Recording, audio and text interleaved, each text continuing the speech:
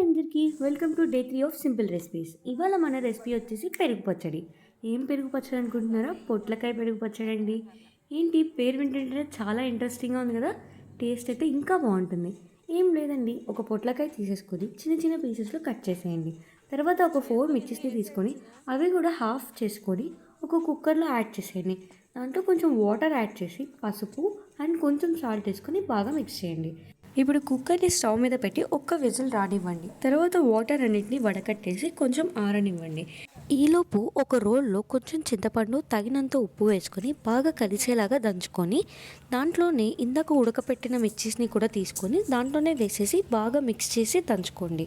ఇందాక ఉడకపెట్టుకున్న పొట్లకాయ అంతా తీసేసి ఒక గిన్నెలోకి వేసేసి ఈ పేస్ట్ అంతా కూడా ఆ గిన్నెలో వేసేసి దాన్ని బాగా మిక్స్ చేసేయండి. Now comes the star item curd.